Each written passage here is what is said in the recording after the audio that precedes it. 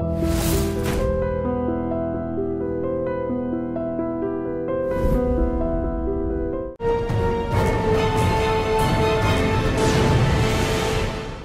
వారం మన గెస్ట్ కొంగర రాజిరెడ్డి గారు, అడిషనల్ పబ్లిక్ ప్రాసిక్యూటర్, రంగారెడ్డి జిల్లా.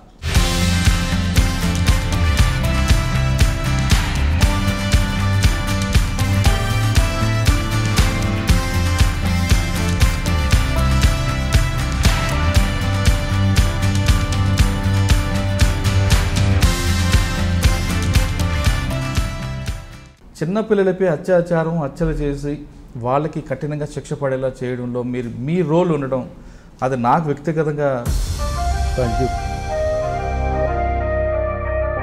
క్రిమినల్ ప్రాక్టీస్ మొదలుపెట్టిన తర్వాత మీకు బాగా గుర్తుండిపోయే కేసు చెప్పండి. అక్యూజ్డ్ వాళ్ళ బ్రదర్ వచ్చి ఆర్టీసీ డ్రైవర్స్, రోజు నైట్ డ్యూటీ ఆయన ఆల్మోస్ట్ 11-11:30కి డ్యూటీ దిగి నల్గొండ చివరస్త నుంచి వచ్చి అక్కడి నుంచి ఇబ్రాహీంపట్నం పోవాలి.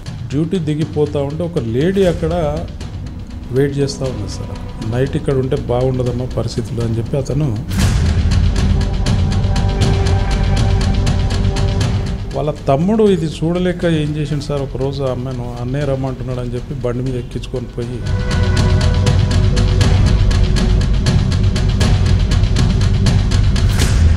అది నేను చేసిన first case sir.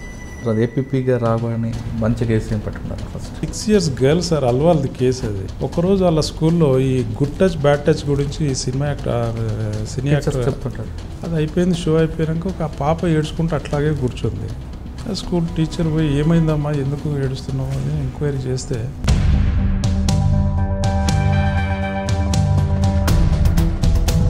Teacher stun అయిపోయి ఇమీడియట్ వాళ్ళ హెడ్ మిస్ట్రెస్ దగ్గర తీసుకుపోయి వాళ్ళందరూ కూర్చొని చెప్తే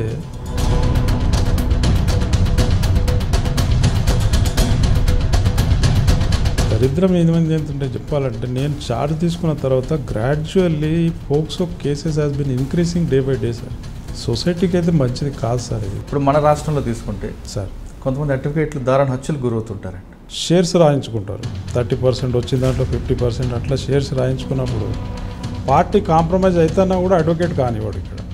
సో అప్పుడు ఏం చేస్తారు సార్, అవతల టార్గెట్ మనమే అయిపోతాం, వాళ్ళ క్లయింట్ కాదు. Welcome to crime diaries. ఈ వారం మన గెస్ట్ కొంగర రాజిరెడ్డి గారు, అడిషనల్ పబ్లిక్ ప్రాసిక్యూటర్, రంగారెడ్డి జిల్లా. రాజిరెడ్డి గారి దగ్గరికి ఎక్కువగా చిన్నపిల్లలపై అత్యాచారం, హత్యల కేసులు వస్తుంటాయి. ఆ కేసుల్ని ఎంత డీప్గా ఇన్వెస్టిగేషన్ చేసినా ఎక్కడ కూడా మిస్ కాకుండా అందులో ఉన్న ప్రతి నిందితుడికి శిక్ష పడేలా వాదించడం అనేది ఆయన ప్రత్యేకత. రంగారెడ్డి జిల్లాలో వచ్చే ప్రతి కేసులో కూడా సైబరాబాద్తో పాటు రాచకొండ అన్ని కేసుల్లో కూడా ఆయన కన్వర్షన్ రేటు 45 నుంచి 50% తీసుకొస్తున్నారు. అంటే ప్రతి పోక్సో చట్టంలో కూడా అంటే ఎంత ఏసీపీ అధికారి ఇన్వెస్టిగేషన్ చేసినా ఎక్కడ కూడా లూప్ హోల్స్ లేకుండా కేసును వాదించడం, నిందితుడికి జైలు శిక్ష పడేలా చేయడం ఆయన ప్రత్యేకత. అసలు చిన్నపిల్లలపై అత్యాచారం, హత్యలు చేస్తున్న ఆ దుర్మార్గులకి ఏ స్థాయిలో శిక్షలు పడినా తప్పు లేదనుకున్న ఈ కాలంలో ఎక్కడ కూడా అంటే చిన్న శిక్షలు కాకుండా పూర్తిసారి యావజ్జీవ శిక్షలు పడే విధంగా ఆయన ట్రీట్మెంట్ చేస్తుంటారు. ఆ విధంగా జరుగుతున్న రాజిరెడ్డి గారి కెరియర్ ఏ విధంగా స్టార్ట్ అయింది, ఈ పోక్సో చట్టంలో ఇలాంటి పిల్లలకి ఎలాంటి రక్షణ కల్పిస్తుంది, అసలు కొన్ని కేసులు ఎందుకు అక్విటల్ అవుతున్నాయి, అంటే పోక్సో కాకుండా మిగతా కేసులు ఎందుకు అక్విటల్ అవుతున్నాయి, దానికి ఐఓ ఇన్వెస్టిగేషన్లో ప్రాబ్లమా లేదా సాక్షులు కొంతమంది వెనకంజి వేయడమా లేదు మరే ఇతర కారణాల అనే అంశాలపై రాజిరెడ్డి గారిని మరిన్ని వివరాలు తీసుకున్నాం. రాజిరెడ్డి గారు నమస్తే. సార్ నమస్కారం సార్. రాజిరెడ్డి గారు ఎప్పటి నుంచో ట్రై చేస్తున్నాం, దాదాపు 1 year నుంచి అనుకుంటే ఇప్పుడు మీకు టైం దొరికింది. అవును sir. Right sir. Sir Rajireddy గారు రంగారెడ్డి జిల్లా కోర్టులో ఏపీగా చేస్తున్నప్పుడు పోక్సో చట్టంగా వస్తున్న బలంకి మీరు ఒక బలం యాడ్ అయినట్లుంది. తప్పకుండా సార్. నార్సింగ్లో కేసు అవ్వచ్చు, కొన్ని కేసుల్లో ఆల్వాల కానీ ఏ కేసులో తీసుకున్నా ఖచ్చితంగా నిందితుడికి శిక్ష పడడం, మీరు ఆర్గ్యుమెంట్ చేయడం, అంటే ఎక్కడ కూడా ఒక చిన్న మిస్టేక్లు ఐవో చేసినా అది ఎక్కడ ఇగ్నోర్ చేసుకుంటూ జాగ్రత్త కవర్ చేసుకుంటూ వెళ్ళడం, డిఫెన్స్ వాళ్ళకి ఏమాత్రం అవకాశం ఇవ్వకుండా శిక్ష పడడం అనేది మీరు చేస్తున్నారు. అంటే పర్టికులర్గా మీకు జనరల్గా మిగతా 302, 307 ఇవన్నిట్లో ఆర్గ్యుమెంట్ చేయడం, శిక్ష పడడం, పడకపోవడం అనేది మీ ప్రొఫెషన్ పక్కన పెట్టిన చిన్నపిల్లలపై అత్యాచారం, హత్యలు చేసి వాళ్ళకి కఠినంగా శిక్ష పడేలా చేయడంలో మీ రోల్ ఉండడం, అది నాకు వ్యక్తిగతంగా థ్యాంక్ యూ సో మచ్. అది చాలా పిల్లల మీద అంత ప్రభావం చూపిస్తున్న ఆ కేసుల మీద అటువంటి నిందితులకు శిక్ష పడడం కాదు, వాళ్ళకి హ్యాంగింగ్ చేసినా పర్వాలేదు అన్న విధంగా మీరు ఆర్గ్యుమెంట్ చేయడం, కొన్ని కేసుల్లో మీరు పర్సనల్గా తీసుకోవడం కూడా నాకు బాగా నచ్చుతుంది. మిగతా కేసుల్లో జరగడం, వాదించడం అవన్నీ వ్యక్తిగత కక్షలతో వెళ్తుంటాయి, క్షణికావేశాలు కొన్ని వెళ్తుంటాయి. కానీ పసిపిల్లల మీద కూడా దారుణంగా చేసిన వాళ్ళని మాత్రం క్షమించకూడదు. మీరు అందుకు అనుగుణంగానే మీకున్న కమిషనర్లు అలాగే ఉన్నారు, ఐఓలు ఆ విధంగా ఉన్నారు, మీ మేడం గారు అలాగే ఉన్నారు, మీరు అలాగే ఉన్నారు. మొత్తం వ్యవస్థ అంతా కూడా అంటే అంత పెద్ద కఠినమైన చట్టాన్ని కాపాడంలో మీ వంతు పాత్ర కూడా ఉంది. ఎగ్జాక్ట్లీ సార్, మీరు బాగా చెప్పారు. అంటే నేను పబ్లిక్ ప్రాసిక్యూటర్ అయిన తర్వాత నా లక్ 2 కమిషనర్లు ఉండడం ప్లస్ మా డిఓపి గారు వాళ్ళ సహకారంతో ఆల్మోస్ట్ మా దగ్గరకు వచ్చిన ప్రతి నిందితుడిని కూడా శిక్ష పడేలా మేము చేస్తూ ఉన్నాం సార్, పోక్సో కోర్టులో దట్టు. సార్ మనం ఒకసారి ఆ చట్టం గురించి, ఆ కేసుల గురించి, మీరు చేస్తున్న కన్వర్షన్ రేటు గురించి మాట్లాడే ముందు కొంగర రాజారెడ్డి గారి కుటుంబ నేపథ్యం, అది రాజారెడ్డి గారు ఎందుకు అడ్వకేట్ అవ్వాలనుకున్నారు సార్? నిజంగా నాకు అడ్వకేట్ కావాలని అయితే స్టార్టింగ్ లేదు, పోలీస్ ఆఫీసర్ కావాలని ఉండే సార్ నాకు. 92లో సెలెక్షన్స్ పోయాను, సెలెక్ట్ కాలేదు. తర్వాత అప్పటికే 90లో లా కంప్లీట్ అయిపోయింది, ఎన్రోల్ చేసి ప్రాక్టీస్ చేస్తూ ఉన్నాను. సో దానికి నాకు స్పెషల్ రీజన్ అంటూ ఏం లేదు సార్, బట్ ఆపర్చునిటీ వచ్చింది, ప్రొసీడ్ అవుతా ఉన్నాను అంతే. స్పెసిఫిక్ రీజన్ పెట్టి నేను నల్లకోట వేసుకొని న్యాయం చట్టం అవన్నీ చేస్తా అని చెప్పి అటువంటిది ఏం లేదు. బట్ ప్రొఫెషన్ 90లో లా చేసిన తర్వాత ఇప్పుడు ఎన్రోల్ అయ్యాను. మెయిన్ మా కారణం కూడా మా సీనియర్ మోహన్ రెడ్డి గారని, మా బ్రదర్, కజిన్ బ్రదర్, ఆయన లేదు సార్ రంగారెడ్డి కోర్టులో సీనియర్ అడ్వకేట్, ఆయన ఉండడం, ఆయన ఆఫీస్లో జాయిన్ కావడం అట్లా జరిగిపోయింది సార్. అసలు మీ కుటుంబం ఎక్కడి నుంచి ప్రారంభించారు? రంగారెడ్డి జిల్లా మీది? సార్ నాది రంగారెడ్డి జిల్లా, నేటివ్ ఆరుట్ల విలేజ్, మంచాల్ మండల్, రంగారెడ్డి జిల్లా. 1980లో నా ఎస్ఎస్సి అయిపోయింది సార్ మా స్కూల్లోనే, జడ్పిహెచ్ఎస్. ఇంటర్మీడియట్ ఇబ్రాహీంపట్నంలో కంప్లీట్ అయింది. డిగ్రీ వచ్చి సిటీ కాలేజ్ హైదరాబాద్లో కంప్లీట్ చేసిన సార్. దాని తర్వాత 1986-87లో ఈ ఏపీఎన్ఎస్ఎస్ ఏపీఎస్ఎస్ ఉద్యమం చాలా పీక్ నడుస్తుంది సార్ అప్పుడు. సో యాక్చువల్గా నేను ఎంఏ చేద్దామని ఎంట్రన్స్ రాశాను, సీట్ రాలేదు. Law set first batch sir మాది. ఫస్ట్ బ్యాచ్లో ఎంట్రన్స్ రాశాను, సీట్ వచ్చింది. ఆంధ్ర యూనివర్సిటీలో లా కంప్లీట్ అయిపోయింది. 90లో కంప్లీట్ అయిపోయింది. 90లో కంప్లీట్ కాగానే ఎన్రోల్ అయ్యి మా బ్రదర్ ఆఫీస్లో జాయిన్ అయిపోయింది. సో ఇది మా బ్రదర్ ఆఫీస్ వచ్చి exclusive civil nature sir. So మా ఫాదరు టీచర్ ఉండే సార్, మా 3 బ్రదర్స్ను, నేను రెండవ అతన్ని. మా పెద్ద బ్రదరు మధుసూదన్ రెడ్డి గారని కాలేజ్ ప్రిన్సిపాల్ ఉన్నారు. ఆయన మెయిన్ నన్ను లా చేయాలి, చదివించాలి అనేది ఆయన మెయిన్ ఎయిమ్ ఉండే సార్. నేనేం పోలీస్ ఆఫీసర్ కావాలని నాకు. అది గ్రామంలో ఎవరైనా పోలీస్ ఆఫీసర్స్ ఉన్నారా? మా చిన్న అన్న ఉన్నాడు సార్, మా చిన్న ఇన్స్పెక్టర్ స్థాయిలో ఉండే, రిటైర్డ్ అయ్యాడు. మోహన్ రామరెడ్డి గారని, చనిపోయాడు, ఇప్పుడు లేడు. రామరెడ్డి గారు మేడ్చల్ సిఐ చేశారు ఆయన? లేదు సార్, ఆయన కాదు, చాదర్ఘట్లో ఉండే సార్. చాదర్ఘట్లో లాస్ట్ రిటైర్డ్ అయ్యారు. ఏ బ్యాచ్ అండి ఆయన? Is promotee sir, is promotee. Somewhere 97లో రిటైర్డ్ అయ్యాడు సార్. పాత ఆయన చూసి పోలీస్ ఆయన చూసి పోలీస్ కావాలని ఇన్స్పిరేషన్ ఉండే, సెలెక్ట్ కాలేదు సార్. హైట్ అంతా బాగానే ఉన్నారు కదండి.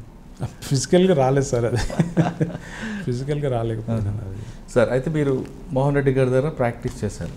ఫస్ట్ కేసు ఏం తీసుకున్నారండి? సార్ నేను 5 years జూనియర్షిప్ చేసినాను sir. Is an assistant government pleader ఉండే. సో గవర్నమెంట్ తరఫున అపియర్ అయ్యేది జూనియర్షిప్పే ఉండే సార్. అప్పుడు కేసెస్ ఏం టేకప్ చేయలేదు. 1995లో నేను ఇండిపెండెంట్ అయిన తర్వాత ఆల్మోస్ట్ సివిల్ ప్రాక్టీసే ఎక్కువ చేసినాను సార్ నేను. సో సార్ సివిల్ కేసుకి క్రిమినల్ కేసుకి డిఫరెంట్ కనిపిస్తుంటుంది. క్రిమినల్ కేసుల్లో మీకు కొంచెం ఎక్కువగా తొందరగా జడ్జిమెంట్ వస్తుంది, సివిల్ కేసులో కొంచెం లేట్ అవుతుంటుంది. లేట్ అంటే అది depend on case and circumstances బట్టి ఉంటుంది సార్. ఇప్పుడు ఇంజెక్షన్ సూట్ అంటే అది ఆల్మోస్ట్ 3-4 yearsలో డిస్పోజ్ అయిపోతుంది. టైటిల్ సూట్ అంటే కొంచెం టైం పడుతుంది. సో దాని మీద మళ్ళీ అప్పీల్ మీద ఫస్ట్ అప్పీలు, సెకండ్ అప్పీలు, ఇవన్నీ అయ్యే వరకల్లా ఆల్మోస్ట్ ఈ మధ్యలో జడ్జిమెంట్ డిగ్రీ తెచ్చుకోవడం ఇవన్నీ రకరకాలు ఉంటాయి. Judgement degree immediate case dispose అయిపోయిందంటే జడ్జిమెంట్ డిగ్రీ పాస్ అయిపోతుంది సార్. బట్ దాని మీద మళ్ళీ appeal, first appeal, second appeal హైకోర్టుకు వచ్చే వరకల్లా సమ్ ఇయర్స్ టుగెదర్. సార్ ఆ ల్యాగ్ని మనం తగ్గించాలంటే ఏం చేయాలండి? ఎందుకంటే చిన్న సివిల్ వివాదం తీసుకున్నాం అనుకో సార్, తీసుకొని దాంట్లో పబ్లిక్ ఎందుకు కోర్టు వైపు వెళ్ళిపోతున్నారంటే ఒక ల్యాండ్ డిస్ప్యూట్లో వేలు పెడితే మీరు అన్నట్లు కోర్టులో తిరిగి తరతరాలు మారిపోతుంటారు. తాతలు కేసు పెట్టిన కేసు మనవాళ్ళు అనిపించే పరిస్థితి వస్తుంటుంది. మారిపోయింది సార్ ఇప్పుడు. అని ఇప్పుడు మారించే గతంలో ఆ పరిస్థితి గతంలో ఉండే సార్. మీరు అన్నట్లు ఒక జడ్జిమెంట్ నాకు ఫేవర్గా వచ్చిందని నా మీద ఇంకొక పై కోర్టుకు వెళ్తాడు. ఆ పై కోర్టు ఇవన్నీ తిరిగేసరికి కాళ్ళు నొప్పులు వస్తాయి. ఇప్పుడు మారిపోయింది సార్. అంటే దాని జనాభా తగ్గట్టు లిటిగేషన్ తగ్గట్టు ఈ కోర్ట్స్ ఇంప్రూవ్ పెట్టాలి సార్. కోర్టులో పెట్టట్లేదు. ఇప్పుడు లిటిగేషన్ ఏమో విపరీతంగా పెరిగిపోయింది, కానీ కోర్ట్స్ ఆ రేషియోలో కోర్ట్స్ ఎస్టాబ్లిష్ కావట్లేదు. సో దాని నుంచి పెండెన్స్ ఒక జడ్జి 10 కోట్లు చేయాల్సినటువంటి వర్క్ను ఒక జడ్జి చేస్తూ ఉన్నాడు. సో దాంతో పెండెన్సీ బాగా పెరిగిపోతుంది సార్. సో దాని తగ్గట్టు ఆల్మోస్ట్ 2 years నుంచి అయితే కోర్టులు ఫిజికల్ కోర్ట్స్ అనేది లేదు కరోనా నుంచి. ఇవన్నీ పెండింగ్ పడిపోతుంది. ఇన్పుట్ అలాగే ఉంటుంది సార్. కొత్త కేసులు మాత్రం ఫైల్ అవుతూ ఉన్నాయి, పాత కేసులు డిస్పోజల్ కావట్లేదు. సో దాని నుంచి పెండెన్సీ. సార్ మీరు ప్రాక్టీస్ చేసినప్పుడు ఒక ఎయిమ్తో వస్తుంటారు చాలా, ప్రతి ఒక్కరు ఏ ప్రొఫెషన్లోకి వచ్చినా. మీరు అడ్వకేట్గా కమర్షియల్ అవుదాం అనుకున్నారా, ప్రొఫెషనల్లా, సర్వీస్ మోటా? సార్ నేను యాజ్ ఎ ప్రొఫెషన్గా ఎంచుకున్నాను, ప్రొఫెషనల్గా ఉందాం అనుకున్నాను. కానీ కమర్షియల్ ప్లస్ సర్వీసు అనేది అయితే ఏం లేదు sir. As a professional. Commercial అనేది ఎప్పుడు వస్తుంది సార్? ఇప్పుడు ఒక ఇంజెక్షన్ సూట్ వేయాలని మన దగ్గరకు వచ్చిండు, దానికి ఒక 30,000 40,000 అవుతుంది. అది 1 lakh చేసుకుంటే అది కమర్షియల్ అవుతుంది. నేను అదే ఎంత కోర్ట్ ఫీజు ఎంత అవుతుంది, నా ఫీజు ఎంత నేను చెప్పి తీసుకున్నప్పుడు it's professional ethics. It's same time service కూడా అందులో యాడ్ అయిపోతుంది. సో ఐఎమ్ ద ప్రొఫెషనల్గా ఉన్నాను సార్ నేను. ఓకే. ఎంతకాలం చేశారండి డిఫెన్స్? మరి మీ బాగున్నాడు కదా 5 years చేశారు? 5 years చేసినాను సార్. అంటే 5 yearsలో మీకు తీసుకొచ్చిన మంచి జడ్జిమెంట్ కేసు అని గుర్తుంది సివిల్లో? ల్యాండ్ అంటే గవర్నమెంట్ ల్యాండ్సే ఉండేది సార్. గవర్నమెంట్ ల్యాండ్ మీద అంతా ఎవరైతే పొజిషన్లో ఉండి కబ్జా పెట్టడానికి ప్రయత్నం చేస్తూ ఉంటే దాని మీద ఇంజంక్షన్ సూట్ వేసుకునేది. ఆ ఇంజంక్షన్ సూట్స్ అన్ని డిస్పోజ్ చేయించేది. ఎస్పెషల్లీ నేరేడ్మెట్లో ఒక సర్వే ఉంది సార్, 200 acres. ఇప్పుడున్న పోలీస్ స్టేషన్ ఆ ఏరియా అంతా గవర్నమెంట్ ల్యాండ్. ఆ లోకల్స్ అంతా ఏం చేసేది సార్, వాళ్ళు ఏదో హట్ కట్టుకొని అది చేసుకొని ఒక హౌస్ నెంబర్ తెచ్చుకొని అట్లా చేసుకుంటూ పోయాను. ఒక ఇంజంక్షన్ సూట్ వేస్తారు. ఆ ఇంజంక్షన్ సూట్లన్నీ గవర్నమెంట్ తరఫున అన్నీ మేము డిస్మిస్ చేయించడం జరిగింది సార్. నేరేడ్మెట్లో గవర్నమెంట్ ల్యాండ్లో అవన్నీ కూడా చేశారు, సేవ్ చేశారు. అక్కడి నుంచి అడిగి వచ్చారండి మీరు? సార్ 95లో నేను ఇండిపెండెంట్ ప్రాక్టీస్ స్టార్ట్ చేసిన సార్. చిన్న చిన్న సివిల్ కేసులు చేసుకుంటూ ప్రాక్టీస్ చేసేది. చంద్రశేఖర్ రెడ్డి గారని మా ఫ్రెండ్ సార్. అతను మన central home minister Kishan Reddy గారు ఉన్నారు కదా, వాళ్ళ అన్న కొడుకు. ఈజ్ ఇబ్రాహీంపట్నంలో ప్రాక్టీస్ చేస్తుండే సార్. సో అతనికి వచ్చినటువంటి ఆయనే అసలు మెయిన్ నన్ను క్రిమినల్ ప్రాక్టీస్కి తీసుకొచ్చింది అతనే. సో ఆయన అక్కడ ఇబ్రాహీంపట్నంలో ఉన్నప్పుడు 302, 307, 376 ఈ బెయిల్స్ అన్ని సెషన్స్ బెయిల్స్ వచ్చినప్పుడు ఈ జిల్లా కోర్టులో ప్రాక్టీస్ నేను చేస్తాను కాబట్టి అతను నాకు రిఫర్ చేశాడు. అట్లా నేను క్రిమినల్ ప్రాక్టీస్కి మోల్డ్ అయినాను sir. Okay sir. Criminal practice మొదలుపెట్టిన తర్వాత మీకు బాగా గుర్తుండిపోయే కేసు ఒకటి చెప్పండి సార్. ఒకటి నేను ఇండిపెండెంట్ అయిన తర్వాత ఒక మర్డర్ కేసు 302 టేకప్ చేశాను సార్. ఏ పిఎస్ అండి? ఇబ్రాహీంపట్నం పిఎస్. రీజన్ అంటే కేసు ఫ్యాక్ట్స్ కూడా సార్, అది అక్యూజ్డ్ వాళ్ళ బ్రదర్ వచ్చి ఆర్టీసీ డ్రైవర్ సార్. H2 డిపోలో ఆర్టీసీ డ్రైవర్గా పనిచేస్తున్నాడు. రోజు నైట్ డ్యూటీ. ఆయన ఆల్మోస్ట్ 11-11:30కి డ్యూటీ దిగి నల్గొండ చౌరస్తా నుంచి వచ్చి అక్కడి నుంచి ఇబ్రాహీంపట్నం పోవాలి. అదే క్రమంలో ఒక రోజు ఏమైంది సార్, అతను డ్యూటీ దిగిపోతూ ఉంటే ఒక లేడీ అక్కడ వెయిట్ చేస్తూ ఉన్నది సార్. అక్కడ ఇంత రాత్రి ఈమె ఎందుకు ఉందని చెప్పి ఈయన పోయి అతన్ని అడుగుతాడు, ఎందుకున్నావు అమ్మా ఇక్కడ అది అంటే, నేను ఊరికి పోవాలి, బస్సులు వెళ్ళిపోయినాయి, నా దగ్గర డబ్బులు లేవు అది అని అంటే, నైట్ ఇక్కడ ఉంటే బాగుండదమ్మా పరిస్థితులు అని చెప్పి అతను అక్కడ తీసుకొని వెళ్తాడు సార్. అతని ఇంటికి తీసుకెళ్తాడు. ఆయన బైక్గా సార్, బస్లో తీసుకొని ఆ ఇంట్లో స్టే చేస్తాడు. ఆ క్రమంలో వాళ్ళిద్దరి మధ్యన ఇల్లీగల్ అక్రమ సంబంధం ఏర్పడుతుంది. ఇంట్లోనే ఉంటాడు సార్. అంతకుముందు వాళ్ళ ఫ్యామిలీ, వాళ్ళ బ్రదరు, వాళ్ళ మదరు అక్కడ ఇబ్రాహీంపట్నంలో మంచి ఫ్యామిలీ లీడ్ చేస్తున్నాడు, మ్యారిటల్ లైఫ్ లీడ్ చేస్తున్నాడు. ఆమె వచ్చి ఎప్పుడైతే ఉన్నదో ఆమెను ఒక రూమ్లో పెట్టి చేసేవరకల్లా ఇంట్లో మొత్తం వాళ్ళ మా వైఫ్ గొడవ పెట్టుకోవడం స్టార్ట్ చేయడం, ఆ ఇంట్లో రోజు ఒక లొల్లి పంచాయతీ అవుతా ఉంది. వాళ్ళ తమ్ముడు ఇది చూడలేక ఏం చేసిండు సార్, ఒకరోజు ఆమెను అన్నయ్య రమ్మంటున్నాడు అని చెప్పి బండి మీద ఎక్కించుకొని పోయి అటు ఇబ్రాహీంపట్నం నుంచి నాయనంపల్లి, పొలకంపల్లి అక్కడ తీసుకొని పోయి, ఇది దే ఆర్ ప్రొఫెషన్ బై వీళ్ళు మంగలి సార్, వాళ్ళు బై క్యాస్ట్.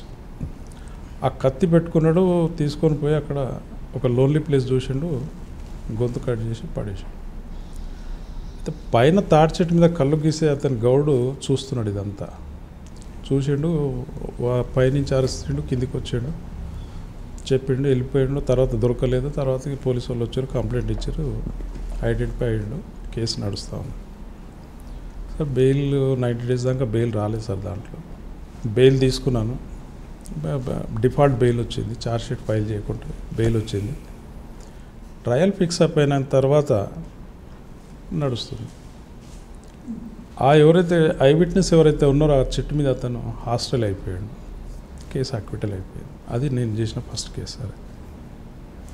ఫస్ట్ కేసులో అక్విటల్ వచ్చింది. ఫస్ట్ కేసులో అక్విటల్. అంటే అప్పుడు మీకు ఏమనిపించిందండి? అంటే క్రిమినల్ ప్రాక్టీస్ చేయడం కూడా చాలా టఫ్ సార్. అది నేను కూడా చేయలేదు. మా సీనియర్ సత్యవీరెడ్డి గారిని పెట్టుకొని నేను ఒకవేళ కంటెస్టెడ్ అయితే నేను సార్ను చేద్దాం, లేకపోతే చేద్దాం అనుకున్నాను. అల్టిమేట్గా ఆ విట్నెస్ ఎవరైతే ఐ విట్నెస్ ఉన్నారో అతను టర్న్ హాస్టల్ అయిపోయాడు. నేను చూడలేదు, గుర్తుపట్టను అన్నాడు, కేసు అక్విట్ అయిపోయింది. అంటే మీకు ఒక చిన్న లెసన్ వచ్చి ఉంటుంది కదా దాని నుంచి. అంటే హౌ టు ప్రొసీడ్ ఎట్లా అనేది, క్రాస్ ఎగ్జామ్ ఎట్లా చేయాలి, క్రిమినల్ ప్రాక్టీస్ ఎట్లా చేయాలనేది మెల్లమెల్ల గ్రాడ్యువల్గా నేర్చుకుంటూ పోయినాను. 302 నుంచి తీసుకొచ్చి 302 నుంచి. రైట్ అండి. నెక్స్ట్ కేసు ఏంటండి సార్? నెక్స్ట్ కేసు ఇంకోటి, కోర్స్ ఇట్ ఇస్ మా విలేజ్దే. అది సిపిఎం పార్టీ నుంచి డిఫర్ అయ్యి కొందరు యూత్ పిల్లలంతా డిఫర్ అయిపోయి, అంటే వాళ్ళు కొన్ని పార్టీ వ్యతిరేక కార్యక్రమాలకు పాల్పడుతున్నారని వాళ్ళని సస్పెండ్ చేశారు సార్. వాళ్ళు ఏం చేశారు సార్, ఇవి బిఎన్ రెడ్డి కమ్యూనిస్ట్ అని చెప్పి ఆ కమ్యూనిస్ట్ పార్టీలో జాయిన్ కావడం జరిగింది. ఆ క్రమంలో వీళ్ళ ఫాలోయర్ ఒకతను ఎస్సీ అమ్మాయిని ఇద్దరు కలిసి లవ్ చేసుకున్నారు. సో వీళ్ళని విలేజ్ ఎల్డర్, ఈ సిపిఎం డిఫర్ అయిన గ్రూప్ను వీళ్ళని అప్రోచ్ కావడం జరిగింది. ఇట్లా అంటే అమ్మాయిని ఇద్దరిని పిలిపించారు. మేజర్ అని యాక్సెప్ట్ చేసిన తర్వాత అమ్మాయిని ఇష్టమేనా అని చెప్పి అమ్మాయిని అడిగినారు. అమ్మాయి కూడా నాకు ఇష్టమే అని చెప్పింది. సరే వీళ్ళిద్దరు తీసుకుపోయి పక్క విలేజ్లో టెంపుల్లో మ్యారేజ్ చేసారు. ఒక 4-5 రోజులు ఒక షెల్టర్ వేరే దగ్గర పెట్టి వచ్చాను. ఆ తర్వాత అమ్మాయిని కంప్లైంట్ ఇచ్చారు, పోలీసు వాళ్ళు పట్టుకొని వచ్చిన తర్వాత ఈ సిపిఎం లీడర్స్ వాళ్ళంతా, వాళ్ళ ఫాదర్ సిపిఎం సార్, అమ్మాయి ఫాదర్ సిపిఎం పార్టీ, బాగా ఇన్ఫ్లుయెన్స్ చేసి ఏం చేసిండ్రు, వీళ్ళందరి మీద 307 గ్యాంగ్ రేపు కంటెంట్స్ వచ్చినట్టు కంప్లైంట్ ఇప్పించి స్టేట్మెంట్ రికార్డ్ చేయించాను. అంటే వీళ్ళిద్దరి మీద కాకుండా మిగతా అందరి మీద కూడా, ఎవరైతే డిఫర్ అయి బయటకు వచ్చిన గ్రూప్ ఉన్నదో వాళ్ళందరి మీద 307. మరి ఐఓ ఎలా పెట్టాడండి ఆయన? వాళ్ళ అమ్మాయి స్టేట్మెంట్ ఇచ్చింది. అమ్మాయిని రికార్డ్ చేసారు, ఇన్వెస్టిగేషన్ చేసారు, పంపించారు. వీళ్ళని అందరిని అరెస్ట్ చేసారు. దీంట్లో కూడా బెయిల్ రాలేదు. 90 days తర్వాతనే బెయిల్ వచ్చింది. సో అల్టిమేట్గా ట్రయల్లో ఎగ్జాక్ట్లీ ఆ మెడికల్, మీరన్న గ్యాంగ్ రేప్ చేస్తే మెడికల్ రిపోర్ట్ సపోర్ట్ చేయలేదు, అందుకని అక్విట్ అయిపోయింది అది. సో దాని మీద అప్పీల్ వేసి హైకోర్టులో అప్పీల్ పెండింగ్ ఉంది సార్ దాన్ని. అది సార్ ఇప్పుడు ఆ కేసులో మీరు అక్విటల్ అవ్వడానికి రీజన్ చెప్పారు, మెడికల్ గ్రౌండ్ లేదా. మరి ఐఓ మిస్టేక్ అక్కడ కనిపిస్తుంది కదా, ముందు అమ్మాయి స్టేట్మెంట్ ఒకటిలా కనిపిస్తుంది. అంటే ఇప్పుడు ఉన్న ఫ్యాక్ట్ అమ్మాయి ఏం చెప్తే కూడా ఐఓ అదే తీసుకుంటాడు. కానీ కరెక్టే సార్, కానీ ఇన్వెస్టిగేషన్లో తీసుకుంటే మెడికల్ రిపోర్ట్ అప్పుడు తెలుస్తుంది. ఇన్వెస్టిగేషన్లో విలేజ్ నుంచి జీప్లో తీసుకొని పోయింది చెప్పిండ్రు. సో అక్కడికి పోయిన తర్వాత అమ్మాయి స్టేట్మెంట్, నన్ను రేప్ చేసిండు అని చెప్పి అమ్మాయి చెప్పింది. రైట్, వీళ్ళందరూ కలిసి నన్ను రేప్ చేసిండు అని చెప్పి చెప్పిండ్రు.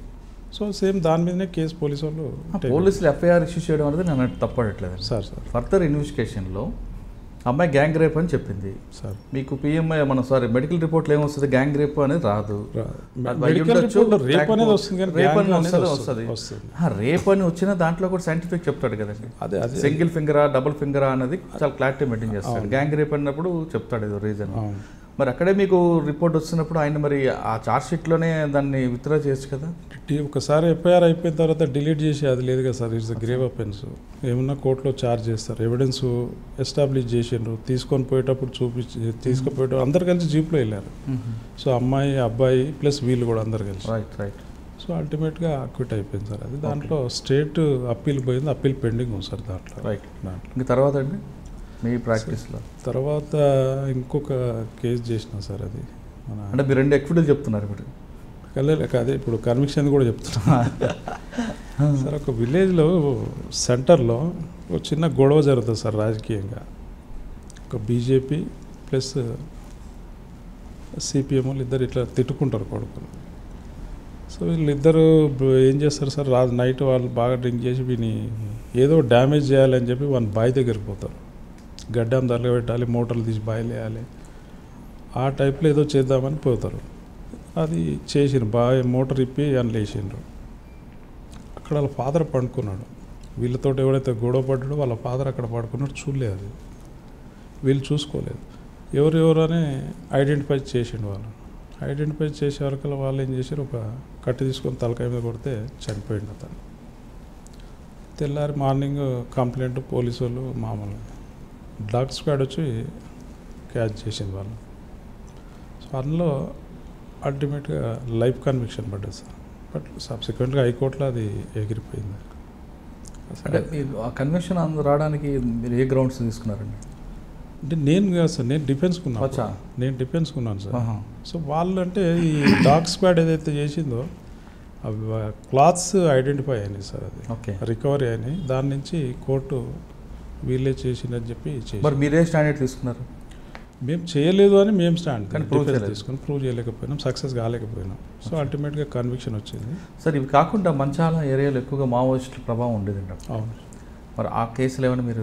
నేను టేకప్ చేయలేదు. అంటే కేసులు కోర్టు దానికి ఇక్కడ రాలేదు. ఉన్నా కూడా మావోయిస్టులకు వాళ్ళు సపరేట్ కౌన్సిల్స్ ఉంటారు, వాళ్ళే వస్తారు. కానీ మన దగ్గర లోకల్ అడ్వకేట్స్ దగ్గరికి అప్రోచ్ కారు సార్. వాళ్ళే వాళ్ళ స్టాండింగ్ కౌన్సిల్స్ ఉంటారు, వాళ్ళే దగ్గరికి పోతారు. కానీ ఈవెన్ మా దగ్గర కేసెస్ అయినాయి కూడా చాలా తక్కువ సార్. ఒకప్పుడు ఉండేది ఒకరు ఇద్దరు 2-3 బీజేపీ లీడర్ ఒక ఆయన మర్డర్, బీజేపీ లీడర్ మా ఊర్లో కూడా ఒక అతన్ని కాంగ్రెస్ లీడర్ను మర్డర్ చేశారు. బట్ అవి మన దగ్గరికి ఏం రాలేదు, నేను టేకప్ చేయలేదు సార్ నేను అటువంటి. సార్ అది కాకుండా ఇంకేమైనా కేసులు ఉన్నాయంటే మీ ప్రైవేట్ ప్రాక్టీస్లో?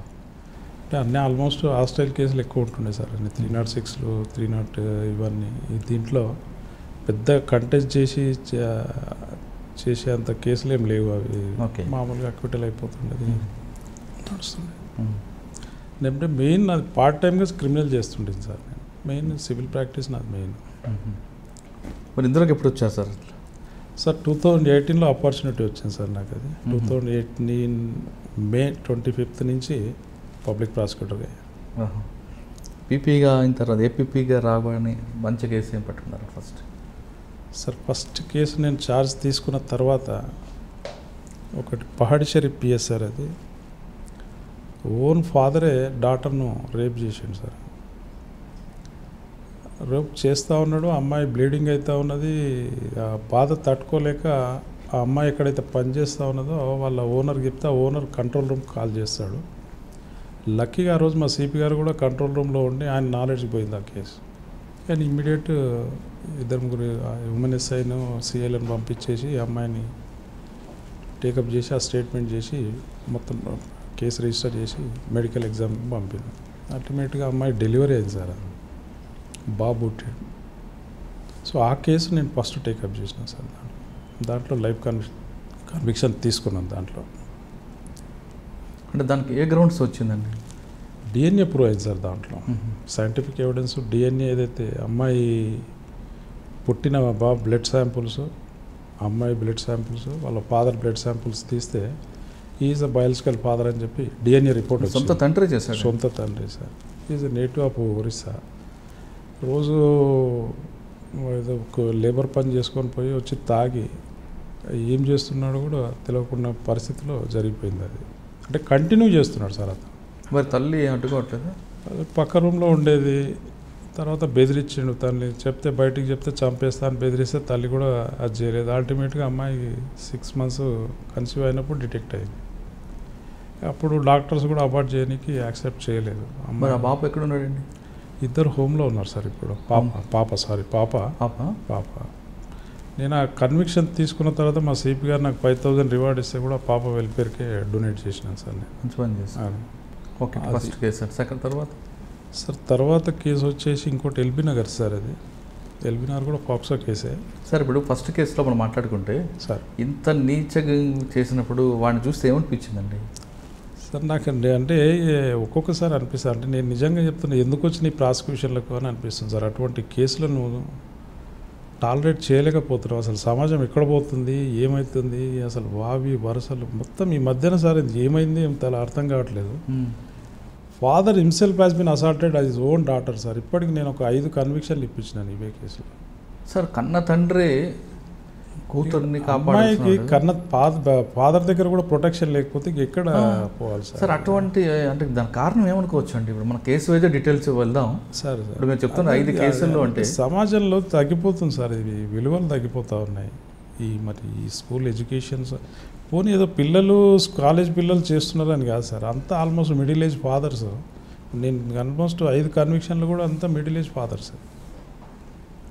అంటే మరి ఏమవుతుంది నిజంగా అంటే ఇక్కడ సార్ మీరు 5 కేసులు కేస్ స్టడీ చూస్తుంటారు. ప్రతి కేస్ స్టడీలో వాడు తాగి చేస్తున్నాడా, తెలియక చేస్తున్నాడా, లేదా ఇంకా వేరే ఏమైనా దీంట్లో వాడు చేస్తున్నాడు? నా 3 కేసులలో మాత్రం వాడు తాగి ఏం చేస్తున్నాడు అనేది అర్థం అయి చేస్తున్నాడు కానీ బట్ అల్టిమేట్గా క్రైమ్ అయితే జరిగిపోయింది సార్. బట్ ఒక్క కేసులో అది రీసెంట్గా ఈ మధ్యన వచ్చింది సార్, అంటే ట్రయల్కి రాలేదు, నాచారం పిఎస్లో.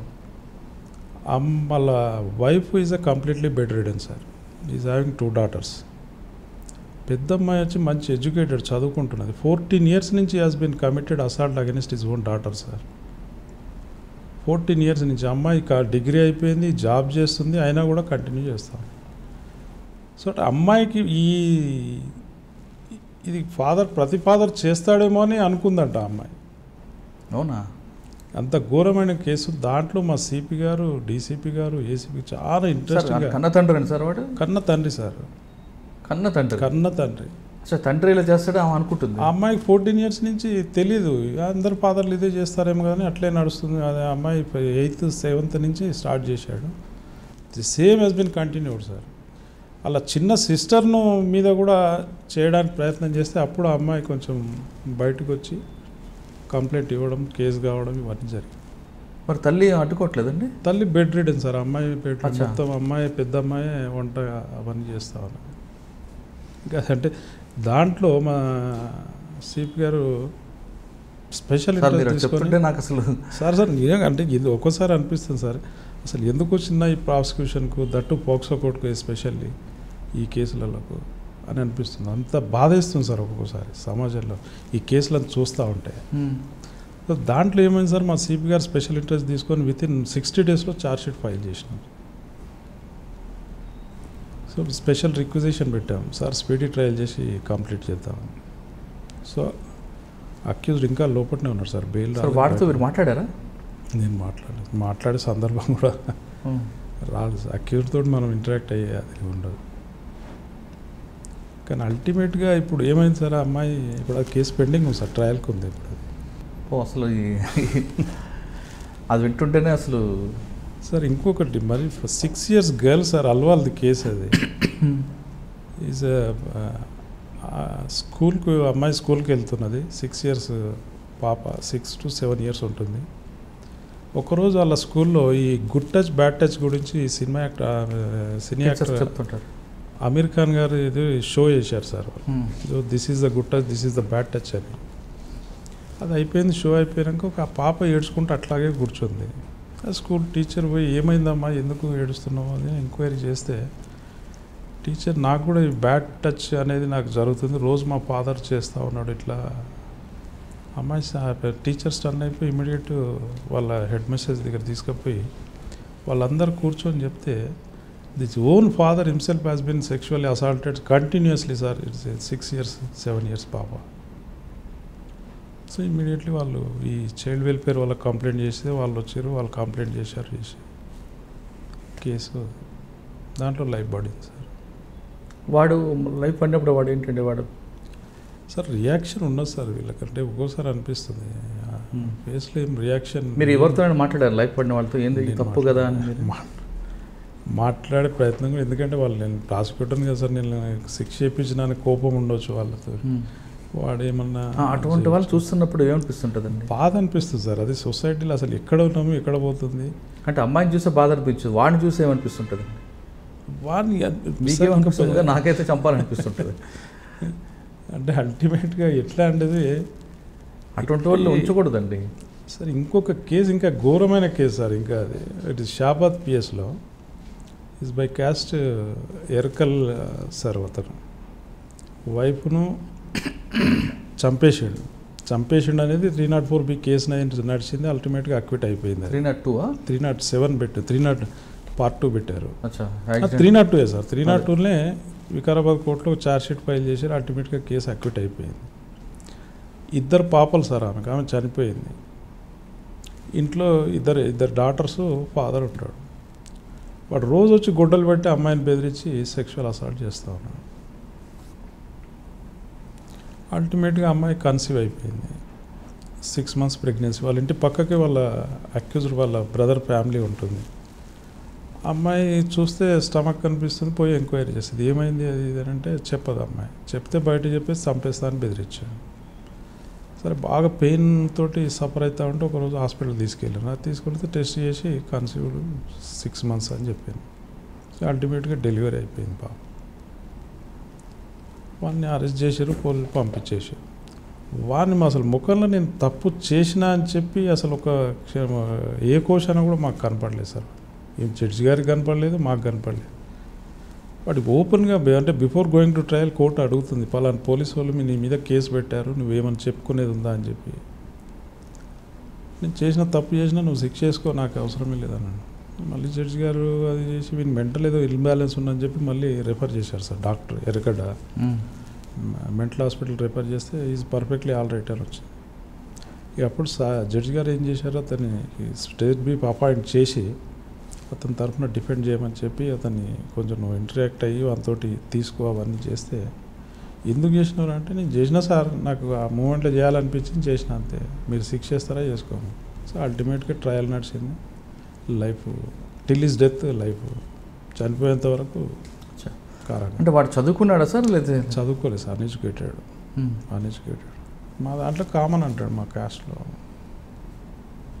ఇది క్వైట్ కామన్ అని అంటాడు సార్. ఇప్పుడు ఇన్ని కేసులు చూసిన తర్వాత నాకు అనిపిస్తుంది, ఇంత శిక్షలు పడుతున్న విషయం బయటికి తెలియక, లేదా చట్టం మీద అవగాహన లేక, లేదంటే వాళ్ళకు మీరు అన్నారు సార్ సాంప్రదాయం ఉంది. సరే, దరిద్రం ఏమైంది ఏంటంటే చెప్పాలంటే, నేను చార్జ్ తీసుకున్న తర్వాత gradually POCSO cases has been increasing day by day sir. Even including ప్రతి పోలీస్ స్టేషన్లో ప్రతి ఇయర్ అది గ్రాఫ్ పెరుగుతూ ఉన్నా సార్. ఇది సొసైటీకి అయితే మంచిది కాదు సార్. ఇది దీని రీజన్ ఏమనుకుంటున్నారండి? విలువలు తగ్గిపోతున్నాయి సార్, సొసైటీలో విలువలు తగ్గిపోతూ ఉన్నాయి. దాన్ని విలువలు ఎట్లా పెంచాలి అనేది ఈ మధ్యన మరీ లాక్డౌన్ వచ్చిన తర్వాత, ఈ ఆన్లైన్ క్లాసెస్ ఇది వచ్చిన తర్వాత సోషల్ మీడియాతో ఇంటరాక్ట్ అయిపోయి మరీ రోజు ఇవే కేసెస్ సార్. రోజు ఒక 25 బెయిల్స్ ఉంటాయి సార్ నాకు. So just imagine how the crime rate has been increasing. Sir, ఇప్పుడు ఏదో గ్రామీణ ప్రాంతాల్లో అంటే వాడు చదువు లేదనుకోవచ్చు, సిటీలో కూడా social media sir, Instagram, WhatsApp, Snapchat, వీటితోటి ఆ పిల్లలు ఫొటోస్ తీసి అందులో పెడితే వాడెవడో ట్రాప్ చేసి అమ్మాయిని చేయడం, దాని తర్వాత పర్సనల్గా ఇంటరాక్ట్ కావడం, ఇవి దాంతో క్రైమ్ రేట్ పెరుగుతూ ఉన్నాయి సార్. ఆల్మోస్ట్ ఎవ్రీ 10 కేసులలో 8 కేసులు ఇవే ఉంటున్నాయి సార్. సోషల్ మీడియా నుంచి ఇంటరాక్ట్ అయ్యి ఫ్రెండ్షిప్ పెంచుకోవడము, లవ్ ట్రాక్, ఇదంతా. సార్ ఒకసారి మళ్ళీ మీ సర్వీస్ గురించి వస్తాయి. మీకు 2-3 కేసులు చెప్పారు, నాచారం ఒకటి సార్. ఇవి కాకుండా ఇంకా మంచి కేసులు గుర్తుండండి మీకు, అంటే మంచి కేసులు కాదు ఇది నా ఉద్దేశం సార్. అల్వాల్లో ఒకటి మీరు కష్టపడి అయ్యో కష్టపడిన కేసులు కూడా చెప్పండి. మంచి అంటే మనం వేరే అనుకోకూడదు. ఇటువంటి చెత్త కేసుల గురించి మనం మాట్లాడడం దౌర్భాగ్యం అనుకోవచ్చు. ఇది డెత్ క్యాపిటల్ పనిష్మెంట్ తీసుకున్నది ఇన్వెస్టిగేషన్ చాలా బ్రహ్మాండంగా చేశారు సార్. ఈ కేసులో ఇదే నార్సింగ్ పిఎస్ది ఏంటండి సార్? అదే ఇప్పుడు ఇందాక చెప్పినాం మనం మాట్లాడుకుంటున్నాం సార్. చిన్న పిల్ల sir, 6 years. They are centering మేస్త్రి. వాళ్ళ ఫాదర్, అమ్మాయి డిసీజ్ ఫాదర్, వాళ్ళు లేబర్ క్వార్టర్స్లో ఉంటారు సార్. వాళ్ళు ఆ ఇంటి పక్కన అక్యూజ్డ్ ఉంటాడు, వాడు కూడా సెంటరింగ్ లేబర్. సో అప్పుడప్పుడు అమ్మాయి పాప వెళ్ళి వాళ్ళతోటి ఆడుకుంటుంది ఉండేది. ఒకరోజు వాడు డ్యూటీకి పోవచ్చు సార్. వాడు ఇంటి దగ్గరనే ఉంటాడు, అమ్మాయితో ఇంటరాక్ట్ అవ్వకుంటూ ఆ అమ్మాయిని రోడ్డు పక్కకు తీసుకొని పోయి చాక్లెట్ ఇప్పించి తీసుకొని పోయి రేప్ చేసి మర్డర్ చేస్తాడు సార్. ఐఓ గారు వచ్చి ఇంటరాగేట్ చేస్తారు సార్. వాడిని అంతా లేబర్ ఉన్న అందరూ గ్యాదర్ అయిపోతే వీడు కొంచెం ఓవర్ యాక్సిడెంట్గా పాప ఏదో బొమ్మలు అమ్ముకుంటాడు వచ్చిండు, ఆ నెంబర్ వెళ్ళిపోయింది అని చెప్పి అడగందే చెప్పడం, అది ఏంటంటే ఐఓ గ్రాప్ చేస్తాడు, వీడిని తీసుకొని పోయి ఇంటరాగేట్ చేస్తాడు. చేసి వాడిని ఇంటరాగేట్ చేస్తే సార్, వాడిని ప్యాంట్ ఇప్పితే గునుగు పూలు ఉంటాయి కదా సార్, ఎక్కడైతే సీనా పర్ఫార్మెన్స్లో ఆ పూలు ఉన్నాయో ఆ పూలు 4-5 బయట పడతాయి. సో అవి ఇమీడియట్ ప్రొసీజర్ ప్రకారం దాన్ని సీజ్ చేసి సీనా పర్ఫార్మెన్స్కి వెళ్తే అక్కడ డెడ్ బాడీ ఉంటుంది. డెడ్ బాడీలో కూడా సేమ్ ఏవైతే పూలు అక్కడ ఉన్నాయో అంటే వాడు ఆ క్రమంలో అట్లే ప్యాంట్ వేసేసుకున్నాడు, కొన్ని పూలు కూడా ఆ నెంబడి వచ్చేసినట్టున్నాయి. సో అదొకటి ఇన్వెస్టిగేషన్ మంచిగా చేశాడు సార్. రమణ్ గౌడ్ అని సిఐ మంచి ఇన్వెస్టిగేషన్ బాగా చేశాడు ఆ కేసులో. ఆల్మోస్ట్ క్యాపిటల్ పనిష్మెంట్ వచ్చింది దాంట్లో కూడా సార్ జడ్జిమెంట్ అయిపోయిన తర్వాత ప్రొనౌన్స్ చేసినాక వాడిని అక్యూజ్ను జడ్జి గారు అడిగారు, నీ మీద నేరం రుజువు అయిపోయింది, ఏమైనా చెప్పుకునేది ఏమంటే ఏం చెప్పుకోలేదు లేదు సార్, మీ ఇష్టం ఏం చేసుకుంటే చేసుకోండి. సో అంత రెక్లెస్గా ఆన్సర్. సో అటువంటి నేర ప్రవృత్తి ఎందుకు పెరుగుతుంది అసలు అనేది అర్థం కావట్లేదు సార్ సొసైటీలో. ఇది బాగా పెరుగుతుంది సార్. ఈ సొసైటీకి అయితే మంచిది కాదు ఇది. మరి ఎక్కడ పుల్ స్టాప్ పెట్టాలి, ఎట్లా పుల్ స్టాప్ పెట్టాలి అనేది కూడా ఏం లేదు. అంటే ఇన్ని శిక్షలు పడుతున్నా బయట జనానికి తెలియకపోవడం అనుకోవచ్చా, లేదా చట్టాల మీద న్యాయం మీద అవగాహన లేకపోవడం అనుకోవచ్చు? సార్ మా పోలీస్ డిపార్ట్మెంట్ వాళ్ళు మాత్రం ఇమ్మీడియట్గా కేసు పెట్టినప్పుడు ప్రెస్ మీట్ పెట్టి లైవ్ వచ్చినా కానీ క్యాపిటల్ పనిష్మెంట్ వచ్చినప్పుడు లైవ్ ప్రతిదీ మీడియాకి ఇస్తున్నారు, ప్రెస్కి వస్తున్నది. బట్ మరి ఎందుకు అది పెరుగుతా ఉన్నది? ఇక్కడ ఒక చిన్న గ్యాప్ ఉందండి సార్. సంఘటన జరిగినప్పుడు నగర శివారులో బాలిక అత్యాచారం హత్య అనే బ్యానర్ ఐటెంలు వస్తాయి, కానీ జడ్జిమెంట్ వచ్చినప్పుడు అత్యాచారం నిందితుడి మీద ఉరిశిక్ష అది అనేది రాకపోవడం కూడా అది మీడియా తప్పే అనుకోవాలి సార్ అది. ఎందుకంటే అంత సెన్సేషనల్గా ఇప్పుడు నేను క్యాపిటల్ పనిష్మెంట్ తీసుకున్న రోజు ఒక 10 ఆ రోజు ఇంకేదో సెన్సేషన్ న్యూస్ ఇచ్చేవరకు నా సెకండరీ అయిపోయింది. అదే అది కూడా ఆ రోజు ఏదో సంథింగ్ ఏదో పొలిటికల్గా ఏదో వచ్చింది వాళ్ళకి, అది ప్రైమ్ న్యూస్ అయిపోయింది, మాది సెకండరీ అయిపోయింది, పెద్ద ఎక్కడ రాలేదు. కానీ అదే సంఘటన జరిగినప్పుడు మాత్రం సంఘటన జరిగిన కంటిన్యూగా 7 days 1 week పోలీసులు పట్టించుకోవట్లేదు, ఏం చేయట్లేదు. చిన్నపిల్లని అత్యాచారం చేసి మర్డర్ చేసినా కూడా ఏం చేయట్లేదు అనేది. ఇది అల్వాల్ది కూడా సార్ అంతే. అది అల్వాల్ది కూడా మంచి ఇన్వెస్టిగేషన్ టీమ్ సార్. అది కూడా సార్ అది 6 years పాప 2nd class చదువుతుంది. ఆ రోజు హోలీ ఫెస్టివల్ సార్. ఈ డిసీజ్డ్ ఫ్యామిలీ వాళ్ళ మదర్ ఫాదర్ పేరెంట్స్ తోటి ఎక్కడైతే ఉంటుందో దాని పక్కనే ఈ బిహారీస్ సెక్యూరిటీ పనిచేసే బిహారీస్ అక్కడ ఉంటారు సార్. వాళ్ళు ఆ రోజు హోలీ నాడు వాళ్ళంతా మందు తెచ్చుకున్నారు, దావ చేసుకున్నారు, డీజే పెట్టి డ్యాన్సులు గిన్సులు అవన్నీ చేశారు. సో దాంట్లో ఒక అతను ఈ పాప వాళ్ళు పక్క నుంచి వచ్చి చూస్తూ ఉన్నారు సార్. వీడు ఆ పాప మీద కన్నేసాడు. ఆ మధ్యన ఒకసారి ఏం చేసిన అమ్మాయిని కలర్స్ తెచ్చుకుంటాను పోతే ఈ అమ్మాయిని కూడా తీసుకొని పోయి చాక్లెట్ ఇప్పించి కొంచెం మచ్చిగా చేసుకున్నాడు ఆ అమ్మాయిని. అల్టిమేట్గా 4:30కి ఆ ప్రాంతంలో అమ్మాయిని తీసుకొని పోయి ఈ railway track Alwal railway track పక్కన లోన్లీ ప్లేస్ తీసుకుపోయి అమ్మాయిని రేప్ చేసి మర్డర్ చేశాడు. దాంట్లో కూడా ఇన్వెస్టిగేషన్ బాగా చేశాడు సార్ ఏసీపీ గారు నరసింహారావు గారు, మంచిగా చేశాడు. సో అల్టిమేట్గా అది డెత్ పెనాల్టీ ఎక్స్పెక్ట్ చేసినాం. బట్ వాడు మీ మీద నేరం ప్రూవ్ అయిందంటే సార్ నాకు అమ్మ ఓల్డ్ ఏజ్ పేరెంట్స్ ఉన్నారు, వేరే ఎవరు లేరు చూసుకోవడానికి, అది ఇదంటే జడ్జి గారు దాన్ని టిల్ హిస్ డెత్ లైఫ్ ఇచ్చాడు దాంట్లో. సార్ ఇప్పుడు ఆ ఆల్వాల్ కేసులో ఇప్పుడు మీరు నార్సింగ్ కేసులో చెప్పారు, సీన్ ఆఫ్ వెపన్స్లో కొంత ఉంది, ప్యాంట్లో దొరికాయి. అదే ఆల్వాల్లో ఏం దొరికిందండి? అల్వాల్లో ఇది సైంటిఫిక్ ఎవిడెన్స్ ప్రూవ్ అయింది సార్. 1 సెమన్ ప్లస్ 1 సెమన్ దొరికింది సార్ విక్టిమ్ స్పాట్లో. ఆ విక్టిమ్ క్లాత్స్ ఏదైతే సీజ్ చేశారో దాంట్లో సెమన్ ఉన్నది, దాన్ని ప్లస్ వీడిని డిఎన్ఏ టాలీ అయిపోయింది. టాలీ అయిపోయింది. అంతకుముందు ఎవడైతే వీడు షాప్కి వెళ్ళాడు ఈ పాపను తీసుకొని పోయి, ఆ చిన్న బాబు వాడు ఐడెంటిఫై చేసాడు సార్. టెస్ట్ ఐడెంటిఫికేషన్ కండక్ట్ చేసినాం, దాంట్లో ఐడెంటిఫై చేసిండు, కోర్టులో ఐడెంటిఫై చేసిండు. సో వాడు గుర్తుపట్టాడు ఆ పాపను. సార్ ఇప్పుడు మీరు చెప్పిన ఒక 6-7 కేసులు చెప్తున్నారు, ఇందులో డిఫెన్స్ వాళ్ళ స్ట్రాటజీ ఏంటండి?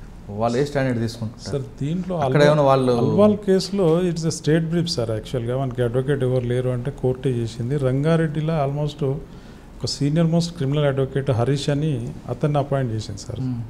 ఎందుకంటే మేము కూడా డిఫెన్స్ కరెక్ట్ ఉంటేనే మాకు కూడా we're expecting capital punishment in that case sir. So defence కూడా మంచిగా ఉండాలని చెప్పి నేనే సజెస్ట్ చేసిన సార్. హరీష్ గారిని పెడతామని చెప్తే జడ్జి గారు ఓకే అని హరీష్ పెట్టాడు. ఈజ్ అ టఫ్ ఫైట్ ఇచ్చాడు సార్. సో వాళ్ళు ఏం డిఫెన్స్ తీసుకున్నారంటే ఈ వీళ్ళు 5-6 ఉన్నారు, ఆ 5-6 ఎవరో చేస్తే దాన్ని ఎలిమినేట్ చేసి మావోని ఫిక్సప్ చేసిండ్రు అనేది ఆయన డిఫెన్స్ తీసుకున్నాడు. బట్ అల్టిమేట్గా సైంటిఫిక్ ఎవిడెన్స్ అయితే మేము క్రియేట్ చేయలేం కదా సార్. జరిగింది కానీ మావాడు కాదు జరిగింది ఫ్యాక్ట్, అమ్మాయి రేపు జరిగింది, మర్డర్ జరిగింది, కానీ మావాడు చేయలేదు. డిఎన్ఏ అల్టిమేట్గా ప్రూవ్ అయిపోయింది. సైంటిఫిక్ సార్ ఇక్కడ మీరు ఇంకో కేసు చెప్పారు నాకు, కన్న తండ్రి చేస్తున్నాడని సార్. నార్సింగ్లో కానీ కొన్ని కేసు, షాబాద్. అక్కడ వాళ్ళ డిఫెన్స్ ఏంటండి?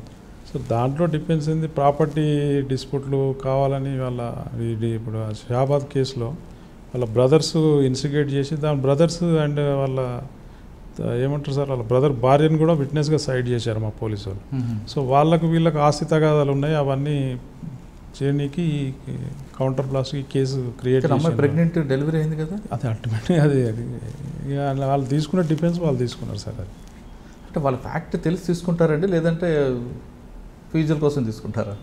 అంటే నిజంగా కూడా అంటే ఎందుకంటే మేము ప్రాక్టీస్ చేసేప్పుడు క్రిమినల్ కేసు అంటే ముందు ఇన్వెస్టిగేషన్ అక్యూజ్డ్ని పిలిపించి ఇన్స్ట్రక్షన్స్ మొత్తం తీసుకొని బ్రహ్మాండంగా డిఫెన్స్ పోయేది సార్. ఇప్పుడు అంత రావట్లేదు సార్, అంత ఓపిక లేదు, అంత అది కూడా లేదు సార్. ఇప్పుడు చిన్న పిల్లల మీద అత్యాచారం, రేపు, మర్డరు అంటేనే మన సాధారణ మనిషికే మనకి వస్తుంది కదా సార్.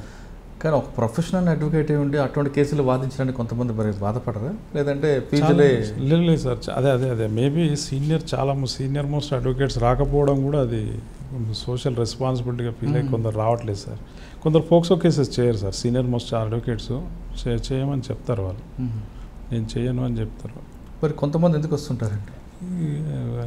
దాన్ని ఏమంటారు సార్, బతుకుదేరు అంటారు చూడ. అది కానీ ఎంత బతుకుతారన్నా కంట ముందు అన్యాయం కనపడుతున్నటువంటి వాళ్ళు మన లా అట్లా ఉన్నది కదా. ఇప్పుడు వాడు అడ్వకేట్ ఎంగేజ్ చేసుకునే పరిస్థితి లేనప్పుడు కూడా కోర్టే వాడిని అడ్వకేట్ ఎంగేజ్ చేస్తుంది. సో డిఫెన్స్ అనేది ఉండాలి కదా సార్, డిఫెన్స్ అనేది ఉండాలి. సో అక్యూజర్ తరఫున అడ్వకేట్ ఎంగేజ్ చేసుకొని వస్తే వెల్ అండ్ గుడ్, అదర్వైజ్ లేకపోతే కోర్టే వానికి అడ్వకేట్ని ఎంగేజ్ చేస్తుంది లీగల్ సర్వీస్ అథారిటీ నుంచి. ఇవి కాకుండా ఇంకా మంచిగా మీకు అంటే బాగా కష్టపడని కేసు కూడా చెప్పండి. ఇంకోటి మన వికారాబాద్ ఒకటి మంచి కేసు సార్.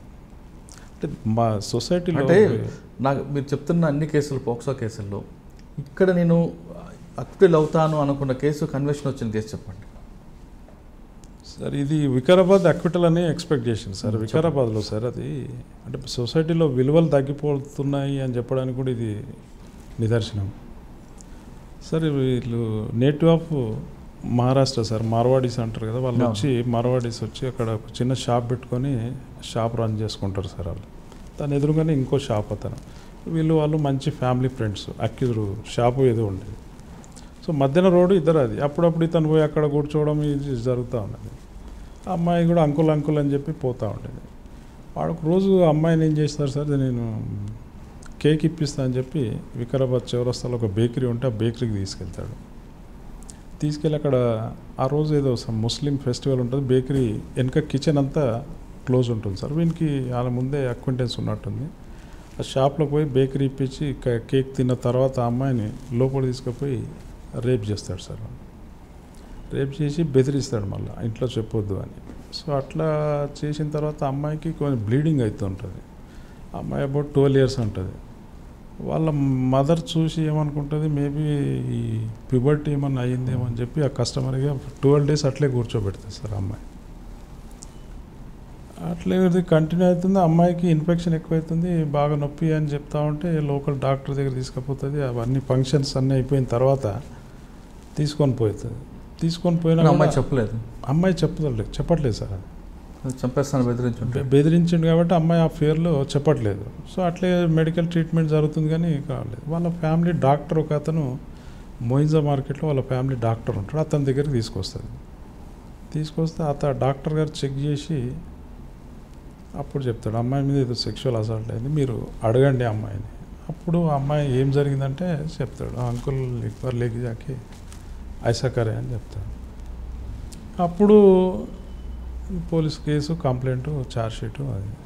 సో దాంట్లో ఆల్మోస్ట్ అక్విటల్ ఎక్స్పెక్ట్ చేశాను, బట్ అల్టిమేట్గా కన్విక్షన్ వచ్చింది. ఎందుకంటే అక్విటల్ మీరు వాళ్ళు ఎక్స్పెక్ట్ చేశారు సార్, నేను చేయలేదు. అక్కడ డిఫెన్స్ ఏంటంటే అంటే తీసుకునే పోలేదు, వాళ్ళకు వీళ్ళకి రిలేషనే లేదు, చాక్లెట్ ఇప్పించడం అనేది ఇదంతా ఆ బిజినెస్ రైవల్టీలో షాపు పెట్టుకోవడానికి 50,000 అప్పు తీసుకున్నాడు, అప్పు రీపేమెంట్ కోసం అడిగితే ఈ కేసు పెట్టినరు అనేది వాళ్ళ డిఫెన్స్ సార్. ఇక్కడ ఆ కేసులో జరిగిన తర్వాత అక్కడ వేరే ఫంక్షన్ అనుకోని వాళ్ళందరూ క్లీన్ చేయడం, బట్టలు మార్చడం అని జరిగి ఉంటాయి సార్. మరి ఇక్కడ సైంటిఫిక్ ఎవిడెన్స్ ఏం ప్రూవ్ అయిందండి సార్? సైంటిఫిక్ దీంట్లో అంటే సెక్షువల్ అసాల్ట్ అయితే జరిగింది, అమ్మాయిని ఎంక్వైరీ చేస్తే తర్వాత అమ్మాయి ఇది చెప్పింది. దాంట్లో అంటే ఆల్మోస్ట్ 13-14 డేస్ తర్వాత కాబట్టి సైంటిఫిక్ ఏం ఎవిడెన్స్ దొరకలేదు సార్. విట్నెస్ ఎవిడెన్స్ మీదనే దాంట్లో వచ్చింది. సూపర్ అండి. లేదు ఒక్కొక్కసారి కొంతమంది సైంటిఫిక్ ఎవిడెన్స్ లేదని కూడా అంటే అన్నిట్లలో ఏమైతే సార్ అంటే ఇది ఎలోప్ అయిన తర్వాత సెక్షువల్ అసాల్ట్ జరిగిన తర్వాత సమ్వేర్ ఎప్పుడో 15 డేస్ 10 డేస్కు అది కూడా ఒక పెద్ద డ్రాబ్యాక్. ఎవ్రీ టైం మేము కూడా మేము సిపి గారికి చెప్తా ఉన్నాం, ఇమ్మీడియట్ కంప్లైంట్ రాగానే ఇమ్మీడియట్ విక్టిమ్ని ఇమ్మీడియట్ మనం రిఫర్ చేస్తే ఏదన్నా ఎవిడెన్స్ సైంటిఫిక్ ఎవిడెన్స్ మనకు అవైలబుల్ దొరకవచ్చు.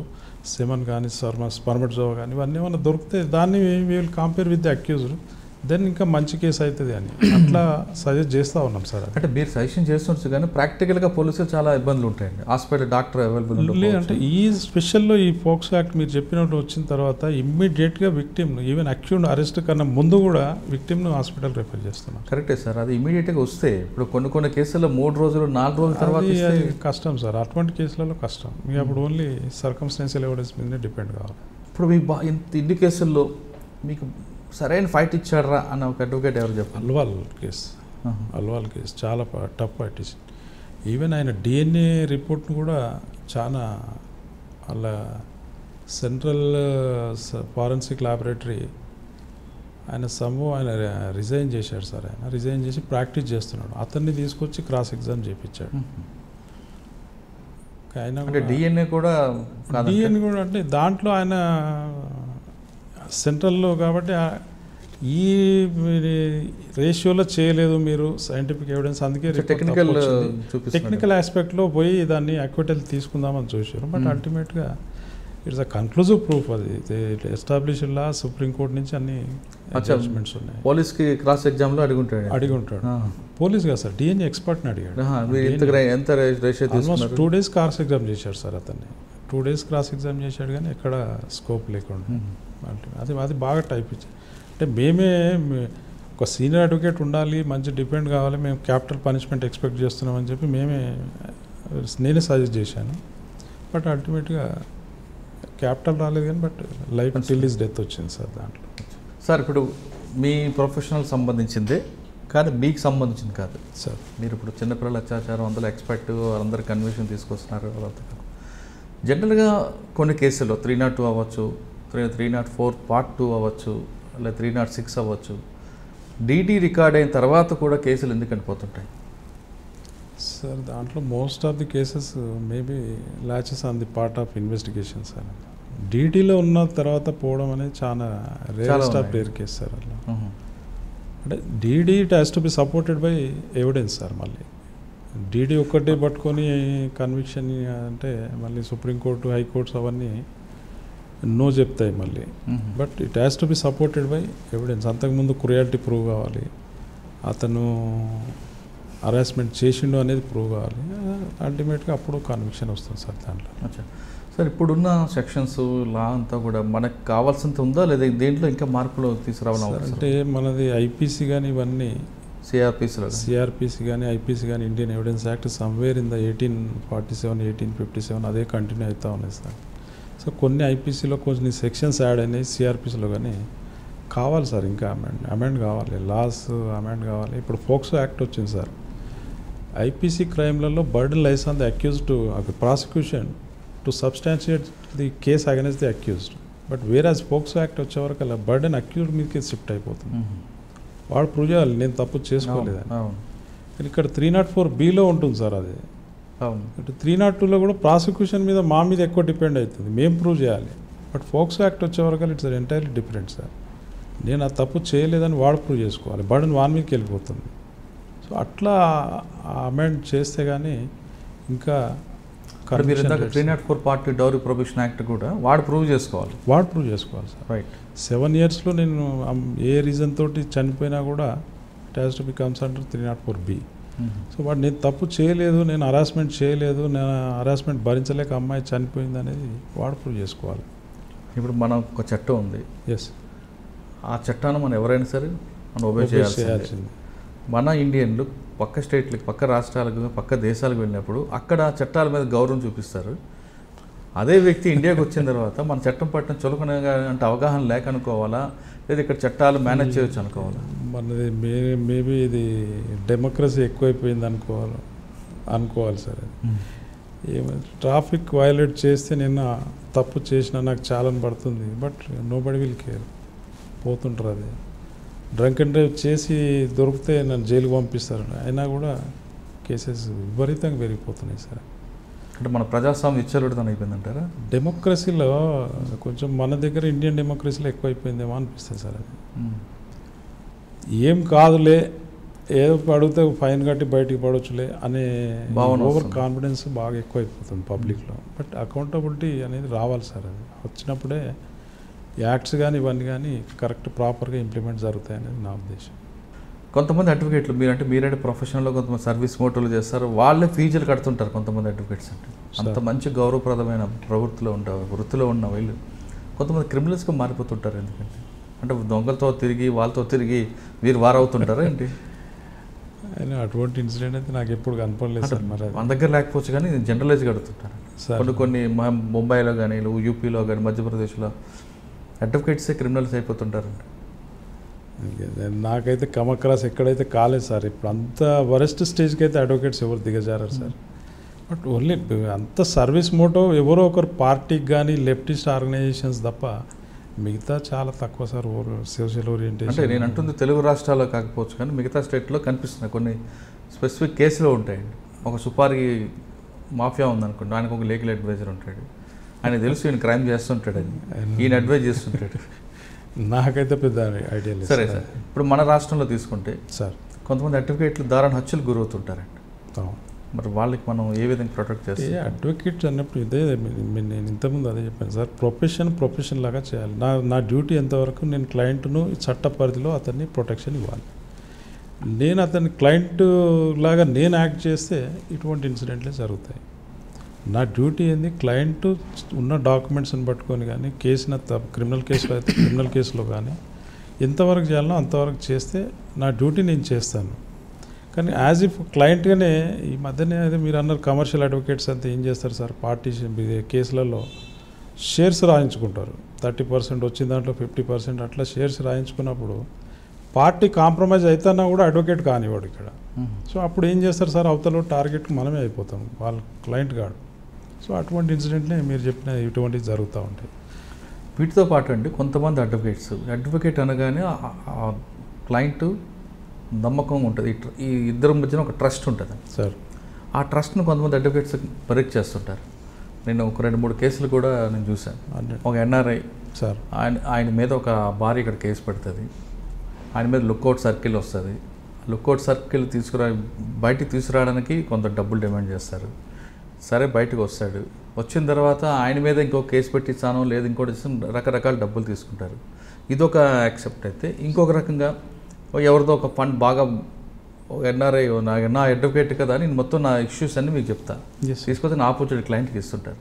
మనం దీన్ని ఏ విధంగా అర్థం చేస్తారు? ఇప్పుడు అడ్వకేసీ అనేది నమ్మకం మీదనే ఉంటుంది సార్. ఇప్పుడు క్లయింట్ ఎక్కడ న్యాయం జరగకపోతే కోర్టులో జరుగుతుంది అని చెప్పి మా దగ్గరికి వస్తాడు. మన దగ్గర ఉన్న లూప్ హోల్స్ ప్లస్లు మైనస్లు మొత్తం మాకు చెప్తాడు. సో మేము మా అడ్వకేట్స్ ఎవరైనా అవతల అడ్వకేట్ తోటి కొల్యూడ్ కావడం కానీ పార్టీతో కొల్యూడ్ అయితే నమ్మకం అనేది పోతుంది సార్. అప్పుడే అవుట్ బ్రస్ట్ అవుతాడు. ఇవన్నీ జరిగేటి, మీరు చెప్పే ఇన్సిడెంట్ ఇవన్నీ జరిగేటి అప్పుడే జరుగుతాయి. కరెక్టే. మరి దీన్ని కంట్రోల్ చేయాలంటే ఏం చేయాలండి సార్? దాన్ని అల్టిమేట్గా కంట్రోల్ అనేది ఏం లేదు సార్. ఫెయిత్, అడ్వకేసీ, ఫెయిత్ అంతే, ఇంకా దానికి మించి ఏం లేదు సార్. కొంతమంది అడ్వకేట్లు డబ్బులు తీసుకొని బెయిల్ వేస్తామని డబ్బులు తీసుకొని ఇవ్వకుండా, లేదని కేసులు వేస్తామని డబ్బులు బాగా పిండి వాని ఆస్తులు కూడా అమ్ముకునే స్థాయికి తీసుకొచ్చిన తర్వాత కొంతమంది చేయకుండా వెళ్ళిపోతే అటువంటి అడ్వకేట్ల మీద ఎవరు కంప్లైంట్ ఇవ్వాలండి సార్? అల్టిమేట్గా affected victim has to be lodged a complaint before the bar కౌన్సిల్కి ఇవ్వాలి సార్. బార్ కౌన్సిల్కి ఇవ్వాలి. బార్ కౌన్సిల్ అల్టిమేట్గా ఎంక్వైరీ చేసి they will take action, suspend చేయడమో కానీ లేకపోతే దాన్ని మళ్ళీ క్రిమినల్ కేసుకు రిఫర్ చేయడమో కానీ ఏదో ఒకటి చేస్తుంది. జరుగుతున్నాయి సార్, అటువంటివి కూడా జరుగుతున్నాయి, కాదని అనట్లేదు.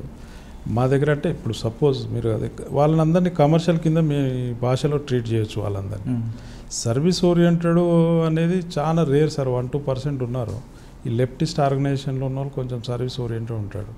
ప్రొఫెషన్ లాగా చేసేటోళ్ళు ఉన్నారు సార్. 50-60% ఉన్నారు. ప్రొఫెషన్ లేరు, అటువంటి ప్రొఫెషనల్ ఉండబట్టి ఇంకా న్యాయ వ్యవస్థ ఈ మాత్రం ఉన్నది, నడుస్తూ ఉన్నది.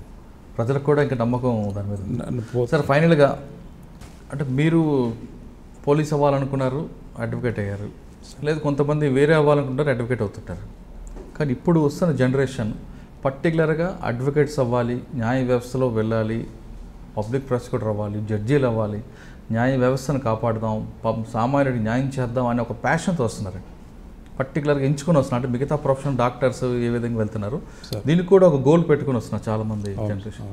ఆ విధంగా ఒక మంచి యాక్సెప్ట్, మంచి దృక్పథంతో వస్తున్న యువతకి మీరు ఇచ్చే మెసేజ్? సార్ నేను ఒకటే చెప్తాను సార్, ప్రొఫెషన్ లాగా చేయండి, ఆటోమేటిక్గా డబ్బులు ఆటోమేటిక్ వచ్చేస్తాయి సార్. మన ప్రొఫెషన్ లాగా చేస్తాం. Of course immediate overall night మనం వెళ్ళిపోవాలి, కరోడ్పతి కావాలంటే కష్టం. బట్ ప్రొఫెషన్ లాగా చేస్తే సొసైటీలో నీ మీద ఫెయిత్ అనేది రావాలి. పలానా అడ్వకేట్ దగ్గర పోతే నాకు 100% న్యాయం చేస్తాడు అనే కాన్ఫిడెన్స్ వస్తే డెఫినెట్గా ఉంటుంది సార్. ఇది పోయి కమర్షియల్గా అయిపోయి అడ్వకేట్ తోటి కొల్లుడు అయ్యి ఇవన్నీ చేస్తే మాత్రం ఫెయిత్ ఉండదు, ఫ్యూచర్ ఉండదు, అది ఉండదు. బట్ ప్రొఫెషన్ లాగా చేస్తే నేను చేసిన సర్వీస్కి నువ్వు రెమ్యునరేషన్ తీసుకో, చెయ్యి, డెఫినెట్గా ఫ్యూచర్ ఉంది సార్ దీంట్లో, ఈ ప్రొఫెషన్లో. అంటే ఈ ప్రొఫెషన్లో ఇంకా వ్యాక్యూమ్ ఉందంటారా? 100% ఉంది సార్, దాంట్లో నో డౌట్. ఎందుకంటే లిటిగేషన్ అనేది ఎప్పటికీ నెవర్ ఎండ్. లిటిగేషన్ ఉన్న రోజులు అడ్వకేట్స్కు డెఫినెట్గా స్కోప్ ఉంటుంది సార్. స్కోప్ ఉండకపోవడం క్వశ్చనే లేదు, డెఫినెట్గా ఉంటుంది. ఓకే, సామాన్యంగా న్యాయం చేయాలంటే ఖచ్చితంగా న్యాయ వృత్తిలోకి రండి అంటున్నారా రాజారెడ్డి గారు? దీంట్లో ఇప్పటికీ గ్యాప్ ఉంది. లిటిగేషన్ ఉన్నంత వరకు ఖచ్చితంగా న్యాయ వృత్తికి గౌరవంగా ఉంటుంది, దాని అవకాశాలు ఉంటాయి. దీని మీద గౌరవంతో రండి, రాగానే డబ్బుల గురించి ఆలోచించకుండా ప్రజలకు న్యాయం చేయాలని ఒక ప్రొఫెషన్తో, ప్యాషన్తో రండి, ఖచ్చితంగా మీకు డబ్బు, పేరు రెండూ వస్తాయంటున్నారు రాజారెడ్డి గారు. ఇది వారం రాజారెడ్డి గారితో ఎక్స్క్లూజివ్. వచ్చే వారం మరొక గెస్ట్తో మళ్ళీ కలుద్దాం. అంతవరకు నమస్కారం. మీరు చూస్తున్నారు ఐ డ్రీమ్ న్యూస్ని. Please subscribe I dreams. For more videos, subscribe. I Dream. Please subscribe for more videos. I dream. I dream. For more videos, Subscribe, I dream. Please subscribe. Subscribe I dream channel. Do subscribe. I dream. I dream ఛానల్ని subscribe చేయండి.